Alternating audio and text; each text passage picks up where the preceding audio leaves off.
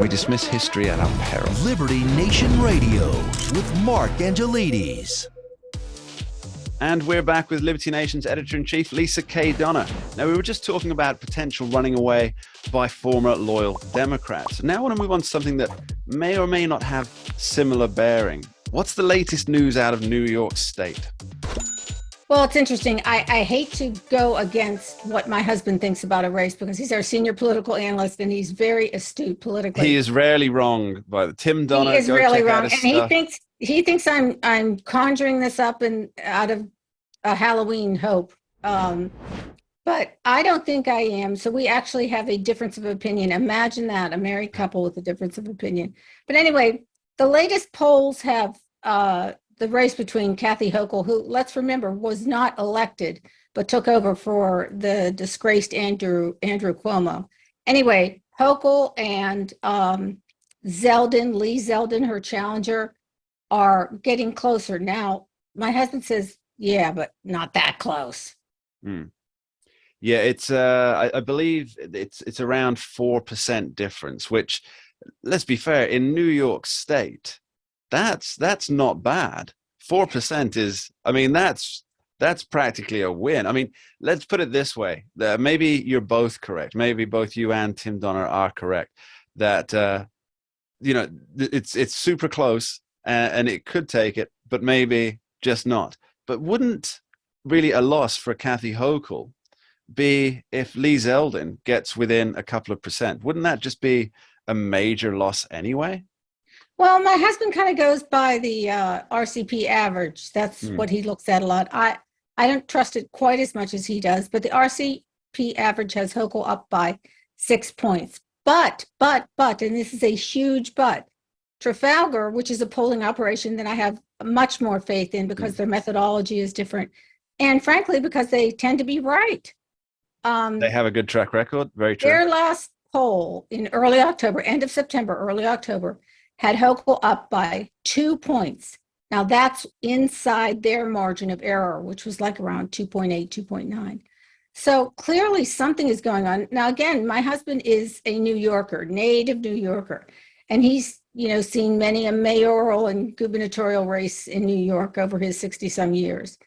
And he thinks I'm still whistling Dixie. And let's remember, the last GOP governor of New York was George Pataki, who served 2 terms in 2007. So, it can happen. It has happened. Will it happen again? The only thing I will say is that I found it interesting that Zeldin almost trounced by a 2-to-1 margin Andrew Giuliani, the son of Rudy, who was the great, mayor. America's mayor, yeah. America's mayor, right. Took us through 9/11. Yeah, I think a lot of that was, obviously we've been talking about Democrats in our earlier segment, and there's a lot of anti-Trumpism amongst Democrats. And of course, Rudy Giuliani, as Trump's personal lawyer for certain things, is very much entwined with that legacy. So the idea of voting for a Giuliani is the same as voting for a Trump in their minds, perhaps. Yeah, and by the way, you cannot discount the fact that the crime issue is so big in New York. And I know it's a statewide thing, and what we see on TV all the time is mostly New York City. But the crime issue is really jazzing up a lot of Democrats and Republicans in New York. It's really bad. It's gotten worse. And that may be the key to turning this race around for Zeldin. It would certainly be a big upset. We'll say that. Oh, yeah. I mean, anything where Zeldin comes close to Hochul would be an upset for the Democratic Party. I mean, some of the latest numbers that come out, I may not have these exactly right, but there's obviously the Republicans within New York are voting for Zeldin. There's a small portion of Democrats who are voting for Zeldin. But the big news is the independents. Among independents, Zeldin has a 20-point lead. And that's crazy. I mean, you cut away the tribalism, cut away the, if I may interject a brief anecdote here, writer P.J. O'Rourke, who I'm sure many of our listeners are familiar with, often related the story about he went home from college and he told his grandmother that, "Grandma, I'm a communist." And she said, "Well, at least you're not a Democrat." And I always appreciate that. That's a great story. Well, PJ O'Rourke was full of great stories. That's right up there with the William F. Buckley story when he ran for mayor, and a reporter asked him what would happen if you won, and Buckley said, "Well, I'd ask for a recount." Or demand. I think he said demand a recount. Demand a recount. Really funny. So yeah, the key there, Mark, let me just say one thing, Sure. comment about the independents. The key there is getting those independents to the polls. Yes. You know, instead of just saying, I don't like either Hochul, I can't stand Zeldin, knock yourselves out.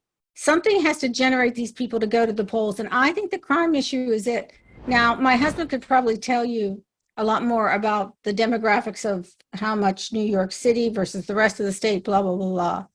I don't have that at my fingertips, but I do see a race that was considered to be an easy walkover tightening in the last few weeks of towards the election. And that could well be a bellwether for the midterms overall. Lisa K. Donna, thank you ever so much for joining us. Thank you, Mark.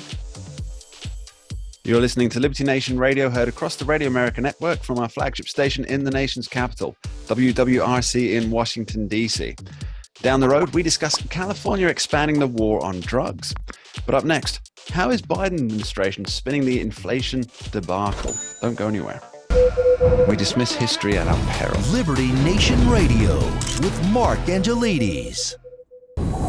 Entertaining, informative, and just plain fun. Watch Liberty Nation's The Conservative Five, produced by conservatives for conservatives. C5's The Left Free Zone, hosted by Liberty Nation's Lisa K. Donner, joined by a raucous, irreverent panel of authors, deconstructing leftist narratives, debating the hot topics, and remembering to laugh. Join the official conservative safe You only space. did that to piss Jeff off. Liberty Nation's The Conservative Five.